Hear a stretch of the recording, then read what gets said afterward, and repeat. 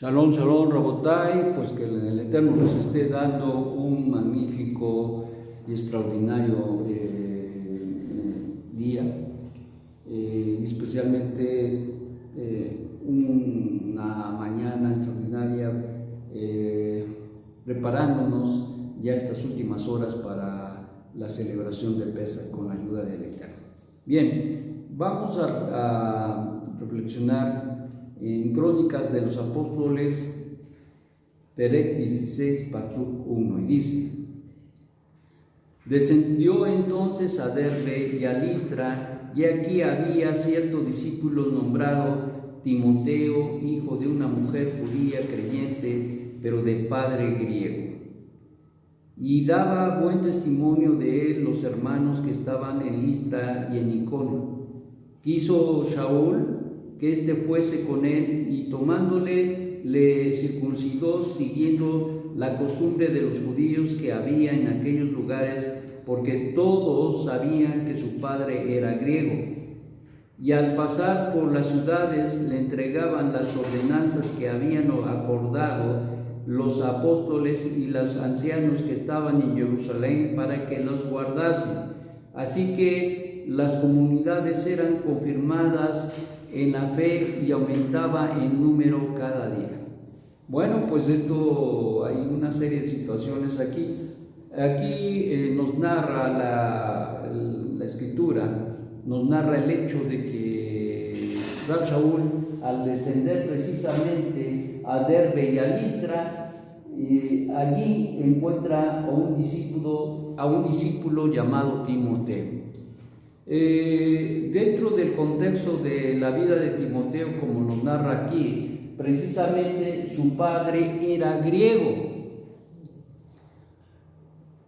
¿Por qué es que fue circuncidado? Dado que ya vimos que en el mismo capítulo en el Perec 15 de Crónicas de los Apóstoles, se les otorgó a los gentiles que no se les cargara o se les agravara su manera de servir al Eterno, y especialmente a los gentiles, que no se les obligara a circuncidarse. Entonces la pregunta es: ¿por qué es que Rab Shaul circuncida a un hombre cuyo padre era griego? Recordemos que la halajá es importante aquí. Sí, su padre era griego, pero su madre era judía. Por lo tanto, este muchacho, este joven, este hombre, Timoteo, era judío. Según la halajá, él era judío. Y entonces cabe la pregunta: ¿por qué no había sido circuncidado? Dado que al octavo día un judío es circuncidado, ¿por qué no? Se deduce de aquí que tanto en el caso de un varón o en el caso de una familia, cuando se tienen hijos, y en este caso es un matrimonio mixto, en este caso la mujer era judía y el varón era gentil, quien tenía la autoridad para poder circuncidar o dar la autoridad para que se circuncide el hijo no es la madre, aunque ella sea judía, sino es el padre. Evidentemente esto no ocurrió con Timoteo. Evidentemente, aun cuando la madre era judía y enseñó y enseñaba la Torá a su hijo, puesto que acá vemos que se habla de un discípulo. Fíjate, es interesante porque se habla ya de un discípulo llamado Timoteo. Esto habla de que era reconocido dentro de los judíos, era reconocido dentro de la sinagoga, que era un hombre que conocía, que sabía de la Torá, seguramente instruido por su madre. Y ahí encontramos que una de las cosas importantes que tiene la mujer es precisamente la educación de los hijos. Y esta educación está basada en la instrucción, es decir, en la Torá. Y esto es muy relevante y muy importante, mis amados, porque ciertamente a veces la mujer dice y pregunta por qué no tiene mayor participación en la Bet Knesset o incluso en la sinagoga. Pues la respuesta es muy evidente, porque la mujer tiene una gran responsabilidad: aprender Torah para enseñar Torah a sus hijos. Aprender Torah para enseñar a sus hijos. Y ya Rab Shaul anuncia y dice, no solamente recordando el principio de la Torah para los judíos, sino también a los gentiles, que la mujer aprenda en sujeción y chirrín. Porque a la mujer no les da la autoridad, sino es el varón el que tiene la autoridad.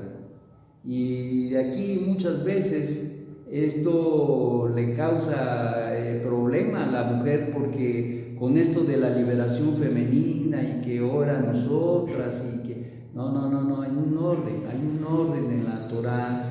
Y ciertamente si eres mujer, bendito sea el Eterno, porque no cabe duda que la mujer tiene una responsabilidad extraordinaria y grandiosa dentro del hogar, y tiene muchísimo trabajo de mantener la santificación y la santidad dentro de la familia. Ella es la encargada de alimentar a sus familiares, a sus hijos, a su esposo de la manera kasher, pero también es responsable por mantener la kedushá, la santidad en su casa. Entonces, mis amados, y aunado al hecho de que es responsable de educar a los hijos, tiene un trabajo pero grandioso, tiene un trabajo grande. El esposo aprendiendo Torah, enseñando Torah, siendo ejemplo de la Torah, ciertamente, pero en el caso de la varona, es la responsabilidad de la mujer enseñar a sus hijos, guiar a sus hijos, instruir a los hijos, aconsejar a los hijos, amonestar a los hijos. Todo esto es parte de ello. Ahora, ¿cómo evaluar si está haciendo un buen trabajo o no está haciendo un buen trabajo? Por el resultado. ¿Tienes hijos sujetos en la Torah? Has hecho un buen trabajo. ¿Tienes hijos que viven como se les pega la gana?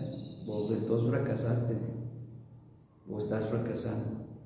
Y miren, son tiempos que se van de las manos así, porque los hijos están pequeños, y si tú no los instruyes cuando es el momento, pasan a la edad de los 12, 13 años y se pasa el niño a ser hombre y la mujer y la niña a ser mujer. Entonces, en ese proceso y en ese lapso se puede ir de las manos la instrucción, la enseñanza. Ese es el resultado de la falta de aplicación de la madre a los hijos. Ese es el resultado. O sea, nadie te puede juzgar, bendito sea el Eterno, pero uno mismo se tiene que evaluar si ha hecho buen trabajo o no ha hecho buen trabajo. Y la realidad es que es ese. Miren, muchas veces sabemos que nosotros nos toca mostrar, nos toca guiar, nos toca instruir, nos toca aconsejar. Y sabemos también que hay hijos que son rebeldes. Hay hijos que son rebeldes. Pero si tú tienes, por decir algo, 4 hijos, y de esos 4 hijos todos resultados con que ninguno, pues entonces ¿quién está fallando?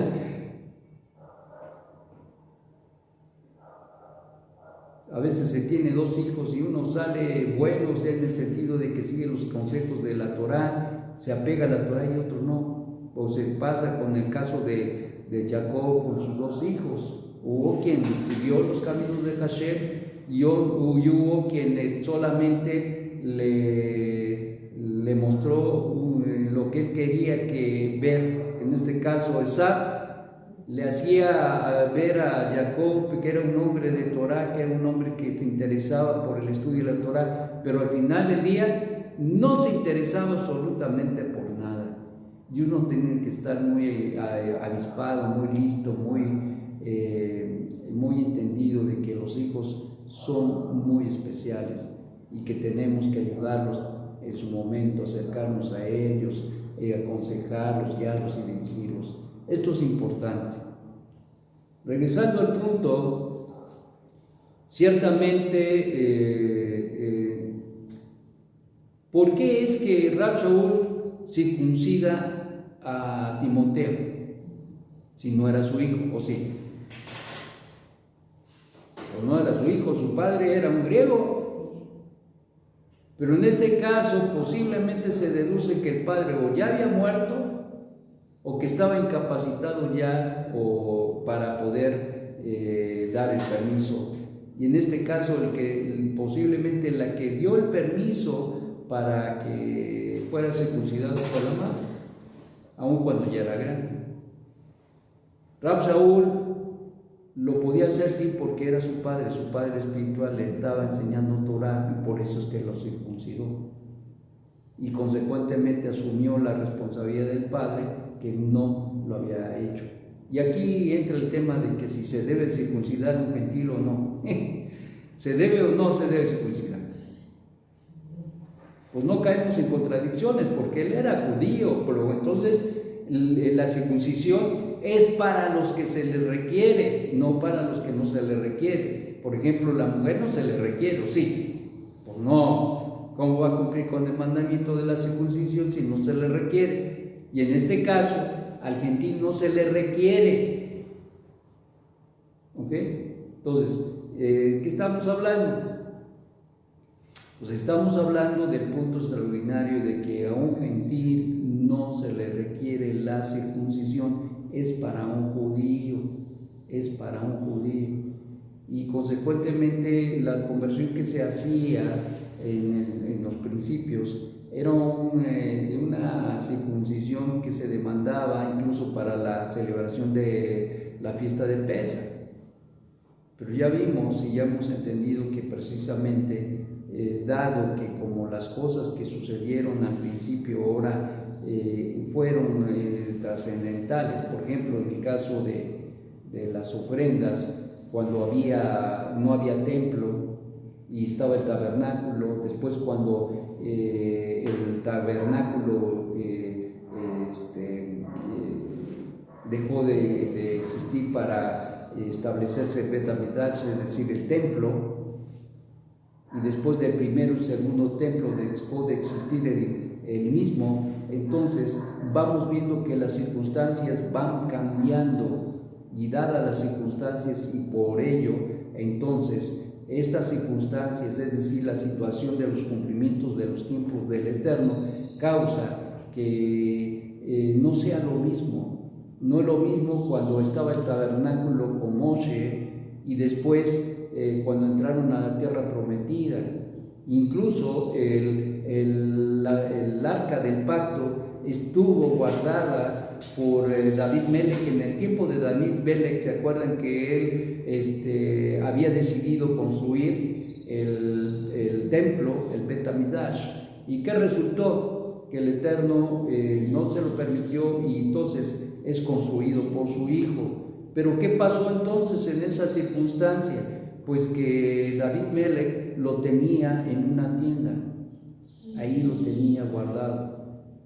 Y por eso de ahí la idea y el pensamiento de él, como yo vivo en un palacio, yo vivo en una gran casa y el tabernáculo en una tienda, no le caía, o sea, no le caía bien esta situación, y por eso es que buscaba esto. O sea, ¿de qué estamos hablando? Estamos hablando de que las circunstancias cambian. Después el tabernáculo llegó al templo, ya lo construye Shlomo y la gloria del Eterno llena el templo y es guardada el arca allí. Luego viene la destrucción por la situación que se da por Babilonia, Nabucodonosor, y posteriormente se quedan sin templo nuevamente y tiene que ser restaurado el servicio, el culto al Eterno con Ezra y todos aquellos hombres piadosos. Y esto nos habla del segundo templo, pero el segundo templo estuvo allí y seguramente el arca, pero más tarde, en el año 70, fue destruido. Nos quedamos el templo y vuelve a cambiar las circunstancias y las situaciones. Y esto es lo mismo que sucede. Dado que Mashiach llegó, nuestra circuncisión, es decir, para los gentiles, nuestra circuncisión es, y hablo como gentil, nuestra circuncisión es Mashiach Yeshua. Por lo tanto, a un gentil no se le debe demandar la circuncisión porque él debe cumplir con las 7 leyes de Noah las leyes universales, pero no circuncidarse. ¿Están claros? Y entonces, por esta razón, dados los cambios que se han dado y dado que el Mesías llegó y ahora Él ha hecho que los gentiles puedan tener apertura a ser injertados en el olivo natural, los gentiles no tienen necesidad de circuncidarse, sino de acercarse a hacer su conversión al Dios de Abraham, Isaac y Jacob de todo corazón, haciendo teshuvá de una manera extraordinaria. Por lo tanto, mis amados, cada uno de nosotros debemos juzgar y mirar y ver que debemos educar a nuestros hijos, tanto los hijos biológicos como los hijos espirituales. En este caso, los maestros de Torah tenemos la responsabilidad de educar y guiar y dirigir para que esto se haga una realidad. Y tener un pueblo que alumbre, un pueblo que brille en medio de esta desolación extraordinaria que ha dejado los siglos de que el mundo ha obtenido por causa de abandonar la verdad de un solo Dios y único Dios. Que el Eterno te dé un magnífico día y que te haga reflexionar y pensar en cómo educas a tus hijos, en entender que tenemos la responsabilidad de vivir acorde a los mandamientos del Eterno y consecuentemente eso nos da autoridad para enseñar a nuestros hijos y amonestarlos. Que el Eterno nos ayude a mirar que no se nos vaya de las manos y que al final del día nosotros nos presentemos delante del Eterno y nos digan: te di tantos hijos, ¿qué hiciste con ellos? Eso va a estar tremendo. Shalom, shalom.